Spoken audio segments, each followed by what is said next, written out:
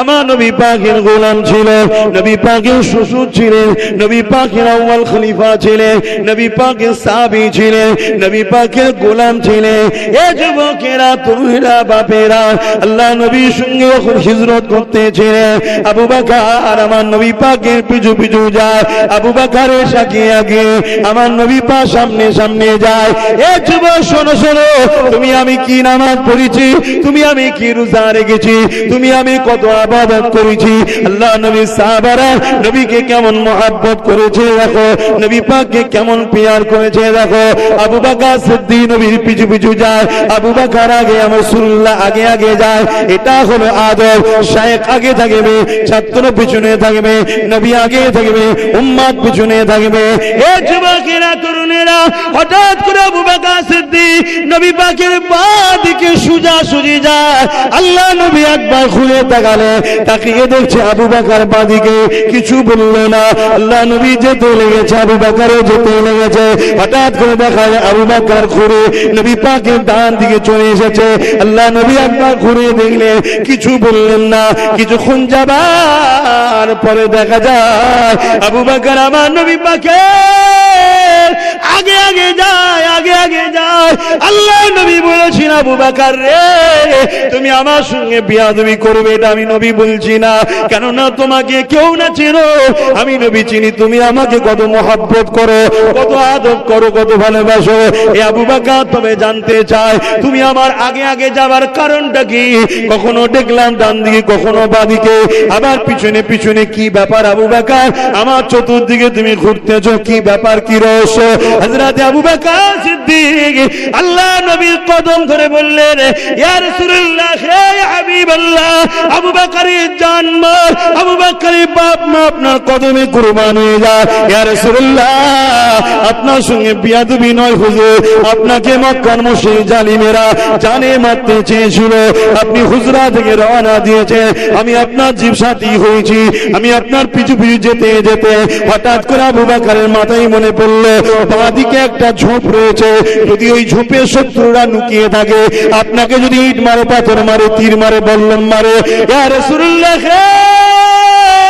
ইয়া হাবিবাল্লাহ, তাই আমি আবু বকর আমার নিজের শরীরটাকে আপনার বাঁ দিকে করে দিলাম। যদি তারা ঢিল মারে, পাথর মারে, পাটকেল মারে, হুজুর আবু বকরকে লাগবে, আপনাকে যেন না লেগে যায়। আমি মারা যাবে, কোনো দুঃখ নাই, আমি ইন্তেকাল হয়ে যাবে, কোনো দুঃখ নাই, আমি রক্তাক্ত হয়ে যাবে, কোনো দুঃখ নাই, ইয়া রাসূলুল্লাহ, আপনাকে যেন না লাগে।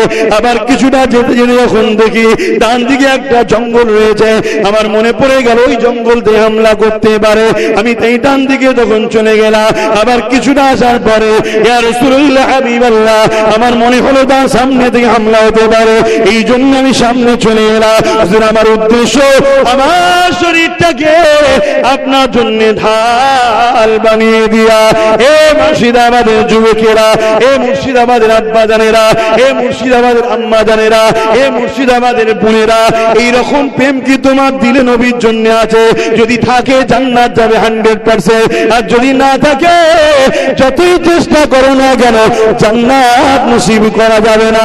কেননা সব কিছু থেকে আল্লাহ নবী জানিয়ে দিলে, লা ইউনহাবুকুম আত্তাকুনা হাব্বা ইলাইহি মিন ওয়ালিদি ওয়া ওয়ালাদি ওয়ান নাস আজমাইন। বুখারী শরীফের হাদিস, সালাসুন মান কান্না ফি ওয়াজাদা বিহিন্না হালাওয়াতুল ঈমান মান কানা আল্লাহু ওয়া রাসূলুহু আহাব্বা ইলাইহি মিম্মা সিওয়াহুমা।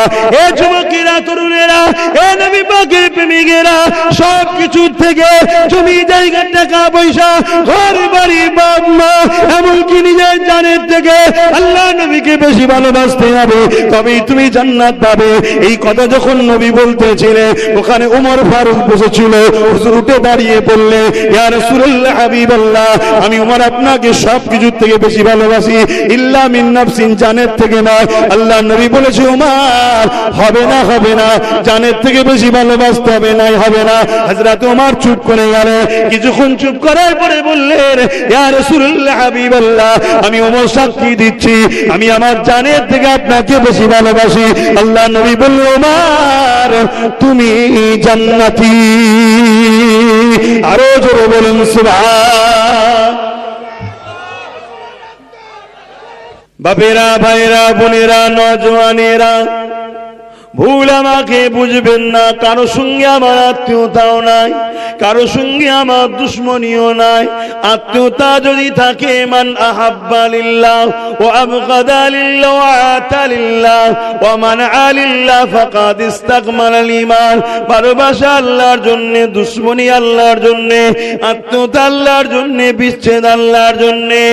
এ মুর্শিদাবাদ জেলার আব্বা জানেরা, মায়েরা, ভাইরা, বোনেরা, আপনাদেরকে ভালোবাসি এক আল্লাহর জন্য। সেই ভালোবাসাই বলে দিয়ে যায়, ঈমানটাকে বাঁচান, আমল করে, ঈমানটাকে বাঁচিয়ে রোজা রাখে, ঈমানটাকে বাঁচিয়ে হজ করে, ঈমানটাকে বাঁচিয়ে নবীর সুন্নাত টুপি পরে, ঈমানটাকে বাঁচিয়ে নবীর সুন্নাত দাড়ি রাখে, ঈমানটাকে বাঁচিয়ে নামাজ পড়ে, ঈমানটাকে বাঁচিয়ে মসজিদ বানান, ঈমানটাকে বাঁচিয়ে মাদ্রাসা বানান, ঈমানটাকে বাঁচিয়ে তারপরে করে নাই পৃথিবী পরিমাণ দান করো। তুমি জান্নাত তো দূরের কথা, জান্নাতের খুশবুও পাবে না যদি তোমার ঈমান না থাকে। কেন? আমার আল্লাহ কারো মুখাপেক্ষী নয়, আল্লাহুস সামাদ, তিনি কারো মুখাপেক্ষী নয়। এত টাকা দান করেছে, এত নামাজ পড়েছে, এত রোজা রেখেছে, ওকে না জান্নাত দিলে আল্লাহর কমজোরি হবে। নাউযুবিল্লাহ মিন যালিক, এমনটা নয়। এ যুবকেরা, তরুণেরা, এটাই তো আল্লাহর পরীক্ষা। আমরা আল্লাহকে কতটা ভালোবাসি, আল্লাহকে কতটা মানি।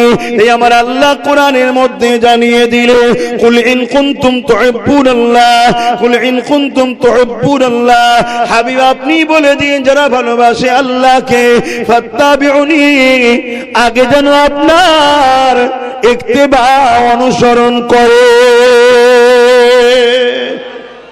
আরো জোরে বলুন সুবহানাল্লাহ। আমার নবীর শান মর্যাদা বাড়াচ্ছে কে? একটু বলবেন না? একটু জিজ্ঞেস করো ভাইরা, একটু সরাসরি দেবে। কেন? কবরস্থানে তো বসে নাই যে একাকেই শুধু ফাতিহা পড়তে হবে। একটু সরাসরি দেবেন, ভালো লাগবে।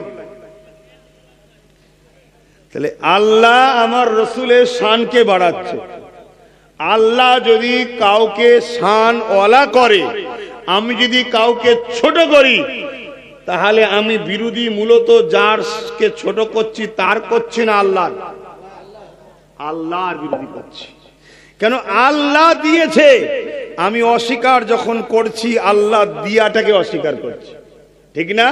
তাহলে আল্লাহ বলছে, হাবিব দুনিয়ার মানুষকে বলুন, বড় কাফলাম কুল তার বাংলা মানে হচ্ছে বলো, আর ছোট কাফলাম কুল মানে হচ্ছে খাও। কথা বুঝে আসছে? বড় কাফলাম কুল, হাবিব আপনি বলুন, ইন কুনতুম তুহিব্বুনাল্লাহ, নিশ্চয়ই যারা বলে আল্লাহকে ভালোবাসি।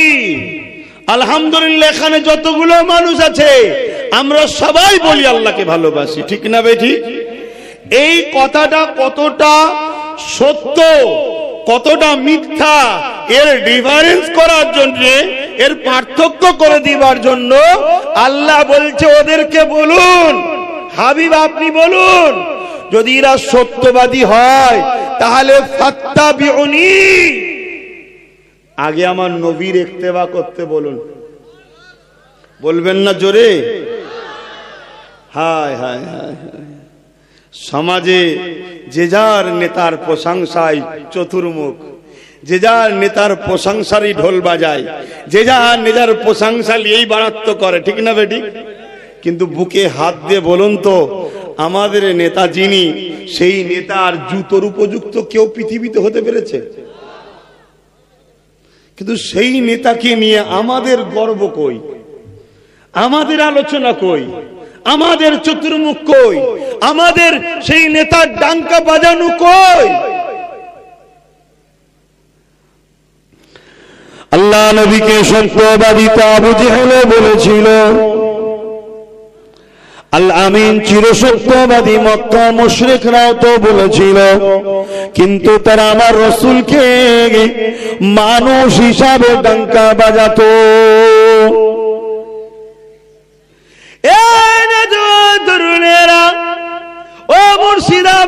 রাখা মানুষেরা, আমার আম্মা জানেরা, বোনেরা, দুনিয়া জীবন দুদিনে অনেক কষ্ট করে জিন্দেগি কাটাচ্ছে। আজ আছেন, কাল নাই চলে যেতে হবে। আকীদাটাকে ঠিক করে না। আপনাকে অনুরোধ করে যায়, একটু সত্য মিথ্যাকে ভেরিফাই করো। আল্লাহ নবী সাহাবাদের আকীদা কেমন ছিল দেখো, নবী পাক সাহাবাদেরকে কেমন মহব্বত করেছেন দেখো, আল্লাহ নবীকে সাহাবারা কিভাবে মানতেন দেখো। আজ আমাদের ধারণা কেমন নবীর উপরে, সেটাকে তালি করো। এ যুবকেরা, তরুণেরা, আল্লাহ নবীকে তো মক্কার মুশরিকরা সত্যবাদী বলে মেনেছে, কিন্তু রাসূল বলে না মানার জন্য ওরা জান্নাতি হতে পারে না। আজ আপনি যদি নবীর আখলাকটা ভালো বলে মানে, নবীর চরিত্রটা ভালো বলে মানে, নবীর কাজটা ভালো বলে মানে, কিন্তু নবীকে রাসূল বলে যদি না মানে, জানের থেকে বেশি যদি ভালো না বাসে, আদর যদি সব থেকে বেশি না করে, তাহলে আপনার মানাটা সেদিনের আবু জেহেলের মতো হয়ে যাবে। আপনি নামাজ পড়েও নাজাত পাবেন না, আপনি রোজা রেখেও নাজাত পাবেন না, আপনি হজ করেও নাজাত পাবেন না, আপনি দান খয়রাত করেও নাজাত পাবেন না, আপনি নামের আগে মুহাম্মদ লিখেও নাজাত পাবেন না। এই যুবকেরা, তরুণেরা, বাপেরা, এই মুর্শিদাবাদের নওজোয়ান যুবক বাপ ভাই মা বোনেদের বলে যায়, ইমানকে বাঁচান। ইমান লুটেরারা ঘুরে বেড়ায়, জমিনের উপরে তারা কোটি কোটি টাকা খরচ করে আমাদের ইমানকে বরবাদ করে দিচ্ছে। কেননা তারা দেখে নিয়েছে অনেক দিক দিয়ে চেষ্টা করে করে মুসলমানকে কখনো শেষ করা যাচ্ছে না। এত মারা হচ্ছে, তথাপিও মুসলমান শেষ হচ্ছে না। এত কিছু করা হচ্ছে, তারপরও মুসলমান শেষ হচ্ছে না। মুসলমানকে চাকরি থেকে মিটানো হয়েছে, মুসলমানকে শিক্ষা থেকে মিটানো হয়েছে, মুসলমানকে সর্বদিক দিয়ে পিছিয়ে রাখা হয়েছে। এরপরও মুসলমানকে মিটানো যায় না। কেন যায় না, কি জন্য যায় না, এই রিসার্চ করে তারা দেখে নিয়েছে মুসলমানদের হৃদয়ে ওই যে মদিনার সবুজ গম্বুজের সঙ্গে এমন একটা প্রেমের কানেকশন আছে, এমন একটা আত্মীয়তার কানেকশন আছে, এমন একটা সম্পর্কের কানেকশন আছে। এই কানেকশন ইমান বলা হয়। ইমান এমন একটা পাওয়ার, পরমাণু বোমাকে যদি বলে ফাটবি না ফাটবে না, পরমাণু বোমাকে যদি বলি পড়বি না পড়বে না, এমন একটা পাওয়ার। কামানের সামনে দাঁড়িয়ে এ কখনো লড়ে না, কামানের সামনে দাঁড়িয়ে কখনো ভয় খায় না, বুলেটের সামনে দাঁড়িয়ে কখনো ভয় খায় না। কেননা তাদের হৃদয়ে আল্লাহ, আল্লাহর নবীর প্রেম রয়েছে। আরো জোরে বলুন সুবহান।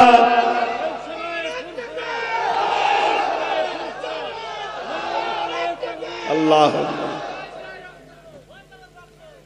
আমার আব্বা, আমার ভাই, বারবার বলছি বোঝার চেষ্টা করেন। বাংলায় বলছি বলে গুরুত্বহীন করবেন না। প্রত্যেকটা কথা কোরআন ও সুন্নাহ থেকে বলছি, আল্লাহকে সাক্ষী রেখে বলছি। রুহে জমিনের উপরে এমন একজন কোন পৃথিবীর মুফতি মুহাদ্দিস আলেম বলে দিক যে নবীর প্রেম ছাড়াও নাজাত পাওয়া যাবে, নবীর আদব ভক্তি ছাড়াও নাজাত পাওয়া যাবে। রুহে জমিনের উপরে একজন মুফতি প্রমাণ করে দিয়েছে।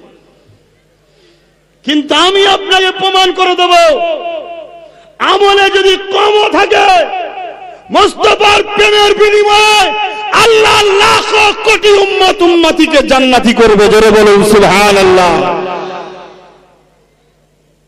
একটা ছোট্ট প্রমাণ আজকে দিচ্ছি, বলবো যুবকরা, তোমরা তো যুবক, যুবকদেরই একটা হাদিস। আল্লাহ নবীকে একটা ইহুদি ঘরের যুবক ছেলে ভালোবাসতো। কোন ঘরে? ইহুদি ধর্মের একটা যুবক। তোমরাও যুবক, মন দিয়ে শোনো। তোমাদেরকে তো আজ বাপ নবীর মাহফিল ভালো লাগে না, কোরআনের মাহফিল ভালো লাগে না, আর ওই যুবকটা ইহুদি ঘরের যুবক, আর তোমরা তো আল্লাহ কারে নবীর প্রেমিকদের ঘরের ছেলে। আমি যে কথা বলছিলাম, এক ইহুদি ঘরের যুবক নবীকে ভালোবাসে কিন্তু ঈমান আনে নেই। শুনছেন? ঈমান আনে, নবীর কাজ কামটা ভালো লাগে, নবীকে পেয়ার করে, নবীকে এলেই আদব করে, নবীর পিছু পিছু ঘোরে।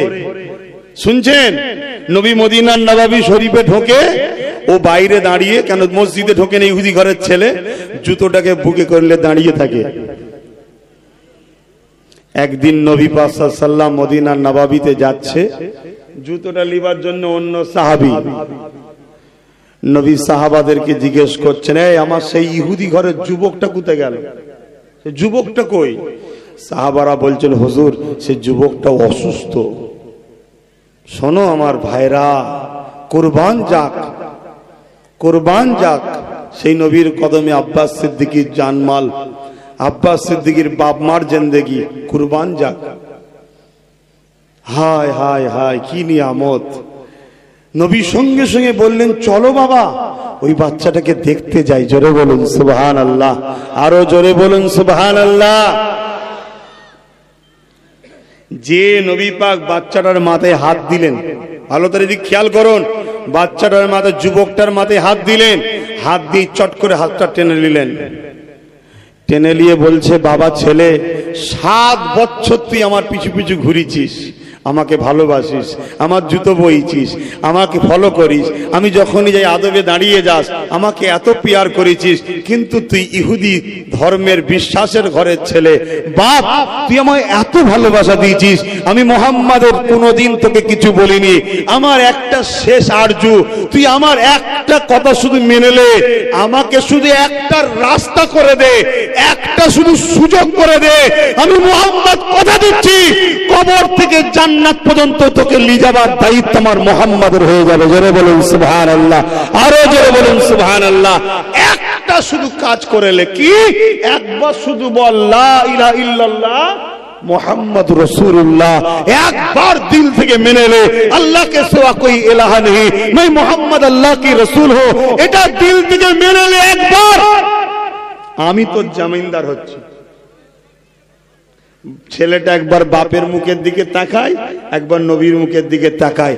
বাপ বলছে, বাবা দেরি করিস না, মুহাম্মদ রাসূল যা বলছে তাড়াতাড়ি পড়ে লে। জোরে বলুন সুবহানাল্লাহ। ছেলেটা পড়তে শুরু করলো, কলেমা লা ইলাহা ইল্লাল্লাহু মুহাম্মাদুর রাসূলুল্লাহ সাল্লাল্লাহু আলাইহি ওয়াসাল্লাম, আশহাদু আল্লা ইলাহা ইল্লাল্লাহু ওয়াহদাহু লা শারীকা লাহু ওয়া আশহাদু আন্না মুহাম্মাদান আবদুহু ওয়া রাসূলুহু পড়ে নিল। পড়া শেষ, ইন্না লিল্লাহি ওয়া ইন্না ইলাইহি রাজিউন। ইহুদি মারা গেলে দোয়া পড়া যায়? খ্রিস্টান মারা গেলে দোয়া পড়া যায়? তাহলে আমি পড়ছি কেন?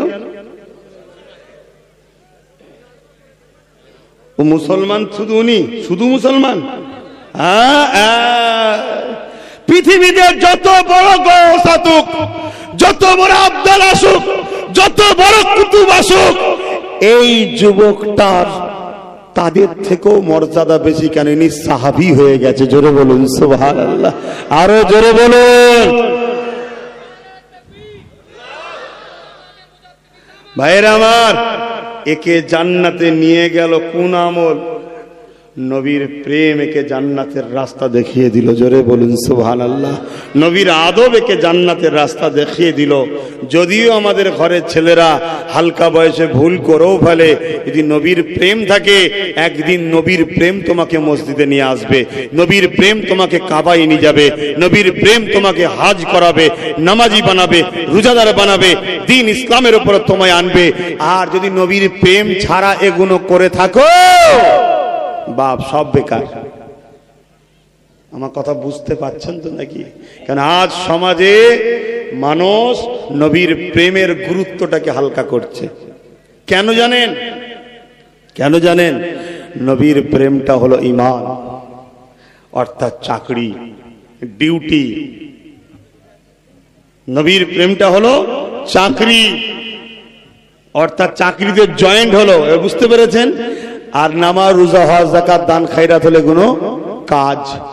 নবীকে ভালোবাসেন, পিয়ার করেন। আজকে আমরা যখন একটু নবীকে প্রেম করব, নবী নবী নবী নবী নবী নবী নবী নবী নবী নবী নবী নবী করব, এই সময় একদল মানুষ দেখবেন বলবে দলিল কি আছে?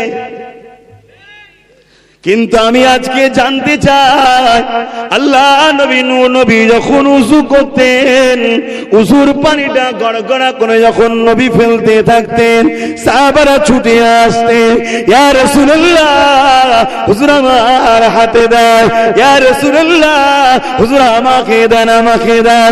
নবী পাকের গড়গড়া পানিটা ওই সাহাবী হাতে নিতেন, নিয়ে সেগুলোকে মুখে গায়ে বোলাতে লাগতেন। এ যুবক, আমি জানতে চাই, আমার আম্মা মায়েরা বোনেরা জানতে চায়, কোরআনে আল্লাহ কোন জায়গায় বলেছে যে আমার নবী যখন উযু করবে তার পানিটাকে তোমরা নেবে, তার পানিটাকে তোমরা গায়ে মুখে মাগবে? কোরআনের কোন জায়গাতে আল্লাহ বলেনি। আমার রাসূলুল্লাহ হাদিস পাকে কোন জায়গাতে বলেছে, এ আমার অনুচর সাহাবারা, আমি মুহাম্মদকে যদি তোমরা ভালোবাসো, আল্লাহর জান্নাত যদি পেতে চাও, আমি যখন উযু করব আমার উযুর পানিটাকে তোমরা নিয়ে নেবে। নবী কোন হাদিসও বলেনি। আর এক রাত বুখারীর মধ্যে রয়েছে, আল্লাহ নবী যখন থুতু ফেলতে প্রয়োজন হতো, যুবকেরা তরুণেরা বাপেরা সাহাবারা হাত পেতে দিতে, ইয়া রাসূলুল্লাহ ইয়া হাবিবাল্লাহ হুজুর আপনি আমার হাতে দেন। আল্লাহ নবী যার হাতে থুতু দিতে, ওই থুতুটাকে নিয়ে ওই সাহাবীটা নিজের মুখে মেখে নিতে। রাতের মধ্যে আছে কয়েকদিন ওই সাহাবীর শরীর থেকে খুশবু বাইর হতো। আমার নবীর প্রেমিকেরা, এ মুস্তাফার গোলামেরা, শোনো শোনো শোনো, ভালো করে বুঝে নাও, আমরা নবীর গোলাম, আহলে রাসূলদের গোলাম, খাতুনে জান্নাতের গোলাম, হাসান হোসেনের গোলাম, মাওলা আলীর গোলাম। আমরা গোলাম গোলাম গোলাম, গোলামের বাচ্চা গোলাম। গোলামের কি মর্যাদা আছে সেটাও তোমাকে জানায়। তবে মনে রেখে দিও, আমরা আল্লাহর কিন্তু দাস দাসী। কার দাস দাসী? আল্লাহর। আর রাসূলের গোলাম, নবীর পরিবারেরও গোলাম। এ যুবকেরা, আমি যেটা বলতে চাইছি, নবী থুতু ফেলতেন, সাহাবারা হাতে নিতেন, নিয়ে মুখে মেখে নিতেন, বুকে মেখে নিতেন। বলুন তো সাহাবারা আমাদের থেকে কি কোরআন কম বুঝেছে? সাহাবারা কি আমাদের থেকে রাসূলকে কম চিনতো? সাহাবারা কি প্রেম বুঝতো না? সাহাবারা কি শরিয়াত বুঝতো না? নবী আমার সাহাবাদের সম্বন্ধে বলেছে, আসাবিকান নুজুমি বিআইদিহি ইকতাদাইতু বিহিতাদাইতু। আমার সাহাবারা হলো আকাশের তারকারা, জিন নাই, যাকেই ধরবে এ আমার উম্মতেরা জান্নাত পেয়ে যাবে। সেই সাহাবারা নবীর থুতু নিয়ে মুখে মাখতে লেগেছে, বুকে মাখতে লেগেছে। আমি যারা দলিল দলিল করেন, আমি জানতে চাই কোরআনের কোথায় আছে যে নবী থুতুকে নিয়ে মুখে মাখতে হবে, নবী থুতুকে নিয়ে বুকে মাখতে হবে? হাদিসের কোন জায়গায় নবী বলেছিল যে আমি যখন থুতু ফেলবো তোমরা নিয়ে মুখে বুকে মাখবে? না, কোন জায়গায় বলেনি। তাহলে সাহাবা তোমরা করছো কেন? সাহাবা বলেছে, এ বিশ্বের মানুষ শোনো, এটা আমার নবীর উপরে আমাদের প্রেম ফিদা হয়ে যাওয়া। আরো জোরে বলুন সুবহান আল্লাহ, আল্লাহু আকবার। শুনছেন ভাইরা, কে কি দিমাগ নিয়ে কে কি জেনে বসে আছেন আমি জানি না। আপনাদের কারো কোনো দোষ নেই, আপনাদের দোষ একটাই,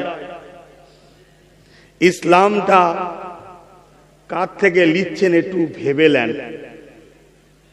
ইসলামটা কার থেকে লিখছেন একটু ভেবে নেন। কেন এই পৃথিবীতে একজন আলেম ছিলেন আমার ভারতবর্ষে, ব্রিটিশরা তাকে বন্দী করেছিল, করে যখন তেনাকে ফাঁসি দিতে নিয়ে যাবে তখন তেনাকে কলেমা পড়ানো হচ্ছে আর একজন আলেম দিয়ে। মন দিয়ে শুনবেন আমার ভাইরা, কারো সঙ্গে আমার কোনো ঝগড়া আছে নাকি ভাই? চিনি না, কিন্তু সম্পর্ক কি? আল্লাহ ও রাসূল। আপনারা আল্লাহর দাস দাসী, আমিও আল্লাহর দাস। আপনারা রাসূলের উম্মত, আমিও রাসূলের উম্মত। এই সম্পর্কে এসেছি, ঠিক না ঠিক? তো এই আলেমটাকে ফাঁসি দিবার আগে কলেমা পড়ানো হচ্ছে, যে কলম পড়াচ্ছে সেও আলেম। যখন কলেমা পড়াচ্ছে তখন ওই আল্লাহর নবীর প্রেমিক আলেমটা জিজ্ঞেস করছে, তুমি আমায় কলেমা পড়াচ্ছ কেন? বলছে, তোমাকে কালকে শাস্তি দেওয়া হবে। বলছে, তোমাকে কলেমা আমাকে পড়তে পাঠিয়েছে কে? বলছে, ব্রিটিশ হুকুমত, ব্রিটিশ গভর্নমেন্ট। বলছে আমাকে কেন অ্যারেস্ট করেছে জানো? বলছে আপনি কলেমার প্রচার করেন তাই। কি বুঝছেন? বুঝতে পারলেন না? আমার এই মুরব্বী চাচা কলেমা প্রচার করার জন্য অ্যারেস্ট করা হয়েছে, বুঝাবার জন্য বলছি। আর একজন যে ওনাকে রাত্রিরে আবার কলেমা পড়াচ্ছে, যে কলেমা পড়াতে গেছে সে গভর্নমেন্টের পক্ষ থেকে মাইনে দিয়ে রাখা আছে, আর ইনাকে অ্যারেস্ট করা হয়েছে কেন? কলেমা পড়ার জন্যই। বলছে ভাই তোর কলেমার আমার কলেমার মধ্যে পার্থক্য কি আছে, তুই পড়তো। বলছে লা ইলাহা ইল্লাল্লাহু মুহাম্মাদুর রাসূলুল্লাহ। বলছে এটা তো আমারও কলেমা, এটা প্রচার করেছি বলেই তো ব্রিটিশ আমাকে অ্যারেস্ট করেছে। আর তুই প্রচার করছিস মাইনে পাস, তার মানে কি বুঝলেন?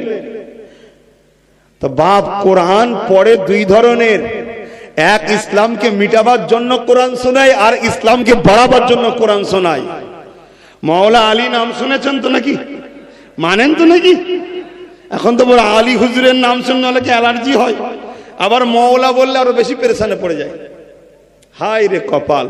নবী নিজে বলছে আল্লাহ আলী যার মাওলা আমি তাদের মাওলা, আল্লাহ তুমিও হয়ে যাও তাদের মাওলা। জোরে বলুন সুবহানাল্লাহ।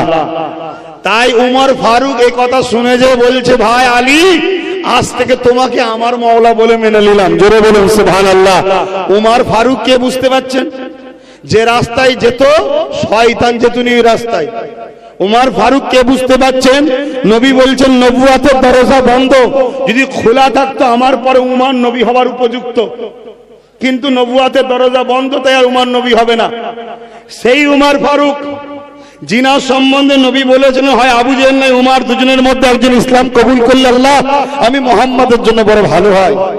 সেই উমর যিনি তরোয়াল নিয়ে বেরিয়েছিল, আবু জেহেল মাল রেডি কর, যাচ্ছি মোহাম্মদের কল্লা কেটে আনবো, নাউজুবিল্লাহ। 39 জন কলমা পড়েছে, 40টার হতে দেবো না। আর আল্লাহ বলছে ওমর তাড়াতাড়ি যা, তোকেই তো 40 বানাবো। জোরে বলুন সুবহানাল্লাহ। আমার কথা বুঝতে পারছেন না আপনারা? জোরে বলুন না সুবহানাল্লাহ। একই দেশ একই রাজ্যে তোরে বাবা, বাংলা ভাষাভাষী বোঝা তো দরকার না, মাইকের আওয়াজে অসুবিধা হচ্ছে। সেই উমর ফারুক রাদিয়াল্লাহু তাআলা তিনি মাওলা আলীকে যে বলছে আমি নবীর মুখ থেকে শুনেছি, নবী বলেছে আল্লাহ আলী যার মাওলা, অর্থাৎ আলীকে যে অভিভাবক গার্জেন বলে মানে, মাওলা বলতে এখানে গার্জেন। একই জিনিস খালক যখন আল্লাহর ক্ষেত্রে ব্যবহার করা হয় আলাদা হয়, যখন মানুষ কোন জিনিস তৈরি করেছে আরবিতে তাকেও খালক বলা হয়, সৃষ্টি করেছে। মোবাইল যে তৈরি করেছে বুঝাবার জন্য বলা হয়। তো মাওলা আল্লাহর ক্ষেত্রে যখন ব্যবহার করা হয় অর্থাৎ তিনি সৃষ্টি মালিক হিসেবে অভিভাবক। আর যখন এটা মাওলা আলীর ক্ষেত্রে ব্যবহার করা হয় অর্থাৎ নবীর উম্মতদের অভিভাবক গার্জেন। বুঝাতে পারছি তো? সেই মাওলা আলী রাদিয়াল্লাহু তাআলা তিনার সম্বন্ধে রাসূল বলছেন আমি হলাম এলেমের শহর, আর আলী হলো ওই শহরের দরজা। জোরে বলুন সুবহানাল্লাহ। হায় হায় হায়! মাওলা আলী হুজুরকে নিয়ে আলোচনা করলে তো যারা আহলে রসুলদের প্রেমিক তারা তো দিবানা হয়ে যাবে, এত মজা। হযরতে আলী রাদিয়াল্লাহু তাআলা রাহমাহুল্লাহ রাদিয়াল্লাহু তাআলা কি কথা বলতে গিয়ে যেন দিকে চলে গেলাম।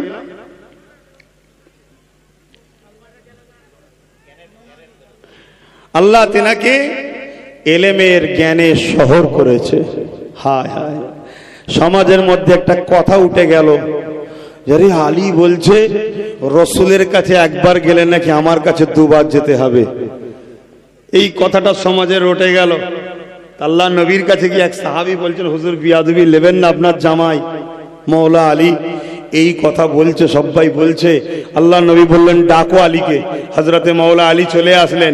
তুমি কি বলছো? হুজুর আমি কি বলেছি আপনি কি শুনেছেন? তুমি নাকি বলেছো আমার কাছে একবার এলে তোমার কাছে দুবার যেতে হবে।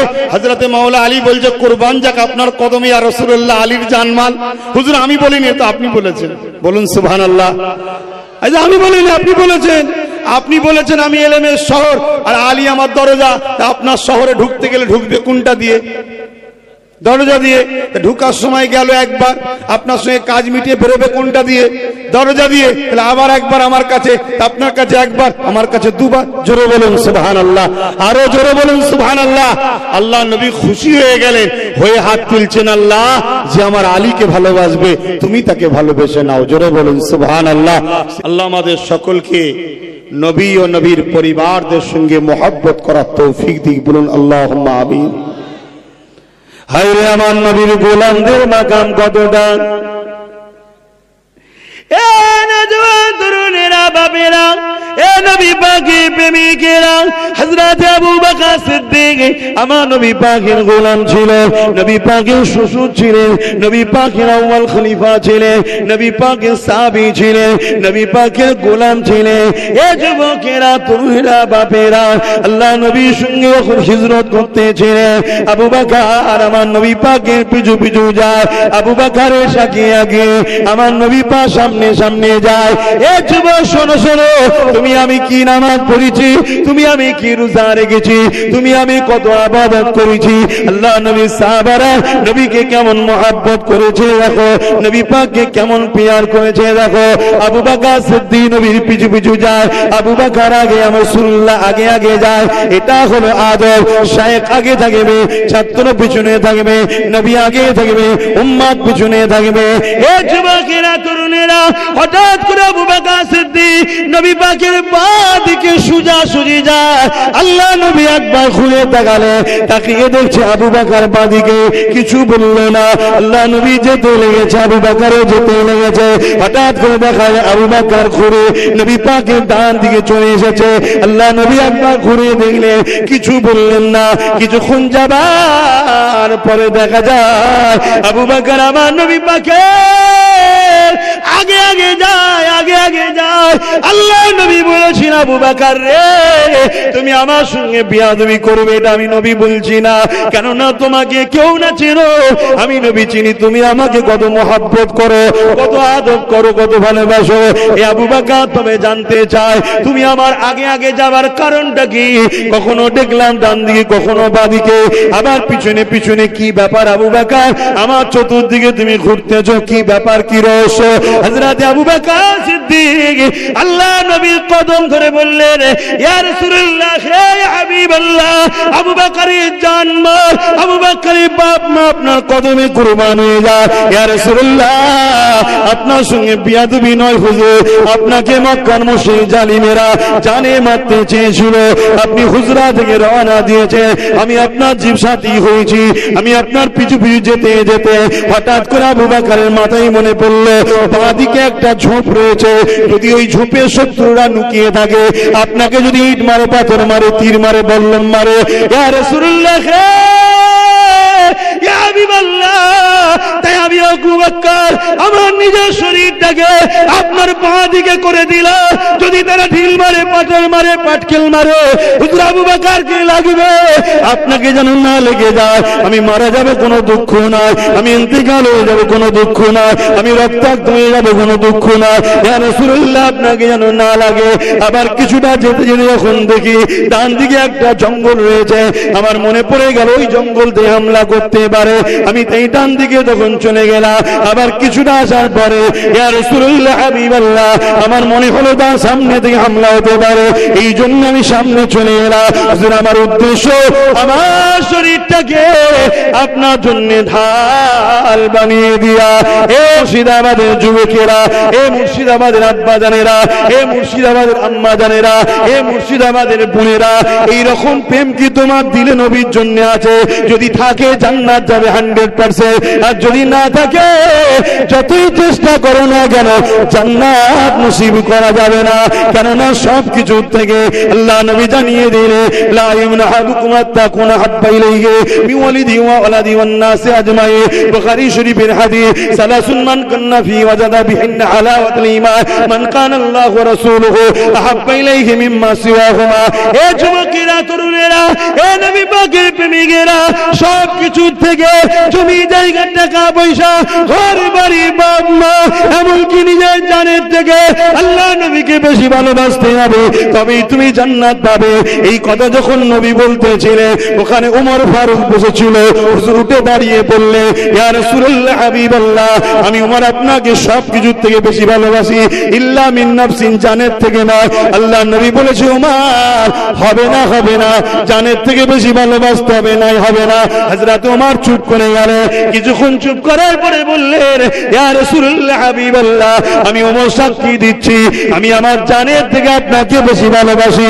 আল্লাহ নবী বললেন, ওমর তুমি জান্নাতি। আরো জোরে বলুন সুবহান।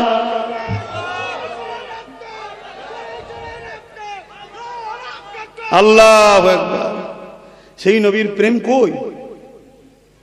হ্যাঁ, নবীর প্রেম যেখানে হবে সেখানে নবী বললেই তো পাগলরা জড়ো হবে। যাদের দিলে নবীর প্রেম আছে, ভাত খাচ্ছে, কেউ বলেছে ইয়া রাসূলুল্লাহ, ভাত ফেলে দিয়ে ছুটবে, আমার মাহবুবকে কে ডাকছে, চলো দেখতে যাই। এটা তো প্রেম। এটাকে বড় প্ল্যান করে তৈরি করা হয়েছে। বাপ আজকে নতুন নয়, তোমাদের দিলে এই যে অনীহা, এই যে অনীহা, মসজিদ ভালো লাগে না, মাদ্রাসা ভালো লাগে না, গান ভালো লাগে, জুয়া ভালো লাগে, কেন? এটা তৈরি করা হয়েছে, অনেক দিন ধরে তৈরি করা হচ্ছে, অনেক দিন ধরে এই পলিসি তৈরি করা হচ্ছে। তাই আমি বলবো, এই প্রেম ভালোবাসা হৃদয়ে জায়গা দেন, নবীর সঙ্গে সম্পর্ক জুড়ুন, নবীর জন্য কাঁদুন, দরুদ শরীফ পড়ুন, রাত্রি রসুলের জন্য দরুদ পড়তে পড়তে কাঁদুন। একদিন দেখবেন সপ্তাহ যাবে, মাস যাবে, বছর যাবে, দরুদ না বন্ধ হয়। একদিন দেখবেন পর্দা সরে গেছে, খবের মধ্যে আপনি দোনো জাহানের শাহিন শাহকে দেখতে লেগেছেন। জোরে বলুন সুবহানাল্লাহ।